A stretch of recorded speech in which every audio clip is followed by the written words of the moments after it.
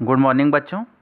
हम लोग गर्मी के छुट्टी के बाद मैट्रिक्स और डिटर्मिनेंट चैप्टर के अंडर में किसी भी डिटर्मिनेंट का माइनर क्या होता है, कोफैक्टर क्या होता है, उसको आज हम लोग जानने की कोशिश करेंगे। कैसे हम किसी भी डिटर्मिनेंट के अंडर में किसी भी एलिमेंट का किस तरह से हम उसका मैट्रिक्स फाइंड आउट करते हैं, किस तरह से हम उसके कोफैक्टर फाइंड आउट करते हैं, क्या उसका कॉन्सेप्ट है, ये आज हम लोग जानने की कोशिश करेंगे। एनसीईआरटी का आपका जो मैट्रिक्स डिटर्मिनेंट चैप्टर के अंडर में आपका माइनर और कोफैक्टर नाम से आपका हेडिंग भी दिया गया है। उसमें आपको दिखाया गया है कि आपका एक डिटर्मिनेंट है जो 1 2 3 4 5 6 और 7 8 9 इसके एलिमेंट हैं। यहाँ पर एग्जांपल के तौर पर यदि हम एलिमेंट 6 को लेते हैं और एलिमेंट 6 का यदि हमें माइनर फाइंड आउट करना है तो इस 6 से पास होने वाला जो रो है, जो एलिमेंट्स आपको दिख रहे हैं 4 5 6, और 6 से पास होने वाले जो कॉलम है, कॉलम वाइज एलिमेंट्स आपको दिख रहे हैं 3 6 9। तो रो वाइज एलिमेंट जो 6 जिस रो में है उसको एलिमिनेट कर दीजिए, मतलब 4 5 6 को डिलीट कर दीजिए, और 6 से पास होने वाले जो कॉलम वाले एलिमेंट हैं मतलब 3 6 9 को एलिमिनेट कर दें तो आपको जो मैट्रिक्स मिल रही है उसके जो एलिमेंट्स हैं वो आपको दिख रहा है कि 1 2 7 8 मिल रहे हैं। इस 1 2 7 8 से बनने वाला जो डिटर्मिनेंट है यही डिटर्मिनेंट एलिमेंट 6 का माइनर कहलाएगा। इस तरह से यह एलिमेंट 6 का जो माइनर मिल रहा है वह सेकेंड रो और थर्ड कॉलम को डिलीट करने से मिल रहा है, इसलिए इसके माइनर को हम लोग यहाँ पर M23 के द्वारा डिनोट किए हैं। इस तरह से M23 का मतलब हुआ कि वह वैसे एलिमेंट का माइनर है जो सेकेंड रो और थर्ड कॉलम के पोजीशन पर पड़ रहा है, या वह वैसे एलिमेंट का माइनर है जिस एलिमेंट का माइनर निकालने के लिए हमें सेकेंड रो और थर्ड कॉलम को डिलीट करना पड़ रहा है। इस तरह से हमें किसी भी डिटर्मिनेंट के अंडर में यदि किसी भी एलिमेंट का यदि हमें माइनर निकालना है तो उस एलिमेंट से पास होने वाले रो और कॉलम को आपको डिलीट कर देना है और उस रो और कॉलम को डिलीट करने के बाद जो आपको जो डिटर्मिनेंट मिलेगा वही डिटर्मिनेंट उस एलिमेंट का माइनर कहलाएगा।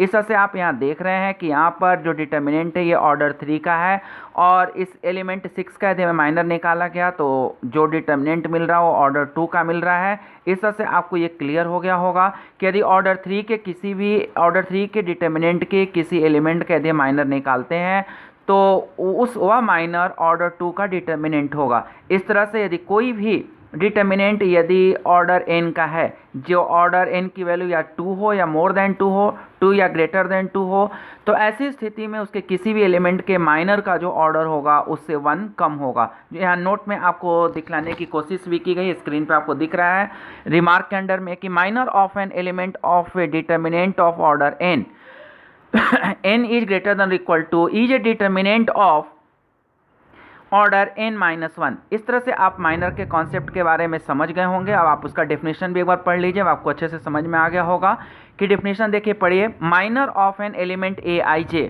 मतलब यहाँ पर aij की जगह हम लोग जो 6 निकाले हैं वह A23 है। तो minor of an element aij of the determinant is the determinant obtained by deleting its ith row and jth column. जैसे यहाँ पर हम A23 निकाले तो deleting its 2th row means second row and jth row means third column in which element aij lies, मतलब यहाँ पर aij means A23 that is 6 lies. Minors of an element aij is denoted by mij, मतलब यहाँ पर जो minor A23 का था वो M23 से इंडिकेट हुआ, डिनोट हुआ। इस तरह से आप माइनर का कॉन्सेप्ट समझ गए होंगे। एक बार मैं फिर से डिफिनेशन आपको दोहरा दे रहा हूँ, अब एग्जाम्पल से भी क्लियर हो गया होगा कि माइनर ऑफ एन एलिमेंट, मैं aij की जगह A23 पढ़ रहा हूँ और mij की जगह M23 पढ़ूंगा, जिससे आपको एक बार फिर से समझने में कोशिश होगी। Minor of an element A23 of a determinant is the determinant obtained by deleting its second row and third column in which element A23 lies. Minor of an element A23 is denoted by M23। अब in general इसको read कर रहा हूँ। Minor of an element aij of a determinant is the determinant obtained by deleting its ith row and jth column in which element aij lies. Minor of an element aij is denoted by M I J. इस तरह से आपको किसी भी determinant के किसी element का यदि आपको माइनर निकालना है तो ये बातें आपको समझ में आ गई होंगी। अब आते हैं हम लोग कोफैक्टर पर। कोफैक्टर का डिफिनीशन देखने के पहले आगे उसका कॉन्सेप्ट समझ लीजिए। डिटर्मिनेंट के किसी भी एलिमेंट का यदि हमें कोफैक्टर निकालना है तो उसके माइनर को हमें या तो +1 से मल्टीप्लाई करना होता है या तो -1 से मल्टीप्लाई करना होता है। यहाँ बस समझना इस बात की है कि उस माइनर को कब हम +1 से मल्टीप्लाई करेंगे और कब हम -1 से मल्टीप्लाई करेंगे।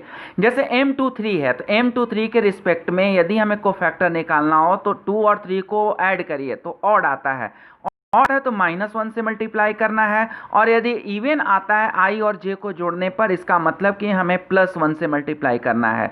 मतलब +1 और -1 का जो डिटर्मिनेशन होगा, डिटरमाइन होगा, वह -1 to the power i plus J के द्वारा असाइन होगा। यदि इस i प्लस जे की वैल्यू इवन आती है तो -1 का पावर इवन नंबर मीन्स आपको पॉजिटिव मिलेगा, और यदि i प्लस जे की वैल्यू यदि ऑड आती है तो -1 का power odd number means negative मिलेगा। मतलब यदि एम आई जे के लिए i और j का सम यदि इवन नंबर है मीन्स उसको +1 से मल्टीप्लाई करना है, और एम आई जे के लिए i और j का सम यदि ऑड आता है तो -1 को हम लोगों को -1 का पावर ऑड नंबर होगा, मतलब एम आई जे को -1 से मल्टीप्लाई होगा। इस तरह से आप देख रहे होंगे कि कोफैक्टर और माइनर दोनों की न्यूमेरिकल वैल्यू तो सेम रहेगी, ये दोनों डिफरेंट हो सकते हैं in respect of their sign. उनके साइन मैच भी कर सकते हैं और निगेटिव भी हो सकते हैं एक दूसरे के। मैच तब करेंगे यदि i और j का सम यदि इवन नंबर आता है तो दोनों न्यूमेरिकल वैल्यू भी सेम होगी और फाइनल वैल्यू भी सेम होगी, और यदि ऑड नंबर आता है तो न्यूमेरिकल वैल्यू तो सेम होगी लेकिन they are different in respect of their sign. यदि एक पॉजिटिव होगा तो दूसरा निगेटिव होगा, यदि एम आई जे निगेटिव होगा तो ए आई जे पॉजिटिव होगा। तो इस तरह से आप ये समझ गए होंगे। यहाँ भी देखिए क्वेश्चंस में आपको निकालने की कोशिश की गई है। जैसे एग्जांपल आपका 20 है कि find the minors and cofactors of the elements of the determinant. Order 2 का है 1 - 2 4 3, तो माइनर तो हम लोग निकाल ही लिए। माइनर जैसे मान लीजिए 1 का माइनर निकालना है तो पहला रो और पहले कॉलम को छोड़ देंगे तो आपको 3 मिलेगा, मतलब 1 का माइनर 3 है। और 1 की पोजीशन देखिए, फर्स्ट रो फर्स्ट कॉलम दोनों को जोड़ेंगे तो 1 और 1 2 आ रहा है, मतलब इवन नंबर आ रहा है। मतलब 3 का जो 1 के लिए आपका जो माइनर है वो भी 3 होगा और कोफैक्टर भी 3 होगा। इस तरह से माइनर और कोफैक्टर आप किसी भी डिटर्मिनेंट के किसी एलिमेंट का निकाल सकते हैं। माइनर और कोफैक्टर दोनों के निकालने के तरीका एक ही है, बस कोफैक्टर में बस ये शर्त रखनी है कि उसको -1 और +1 ध्यान रखना है कि कैसे हमको मल्टीप्लाई करना है। इस तरह से आप यहाँ पर जानने की कोशिश कीजिए। जैसे a11 यहाँ पर देखिए, a11 के लिए -1 का पावर 1 + 1 जो कि इवन नंबर, इसलिए m11 और a11 दोनों अपनी न्यूमेरिकल वैल्यू में फाइनल वैल्यू में सेम होंगे, दोनों की वैल्यू सेम होगी। a12 की और m12, तो a12 1 और 2 ऐड कर रहे हैं तो ऑड आएगा, और इसलिए a12 और m12 दोनों की वैल्यू में न्यूमेरिकल वैल्यू तो सेम होगी लेकिन दोनों अपने साइन के रिस्पेक्ट में अपोजिट होंगे। इस तरह से आप किसी भी डिटर्मिनेंट के किसी भी एलिमेंट का आप माइनर और कोफैक्टर फाइंड आउट कर सकते हैं।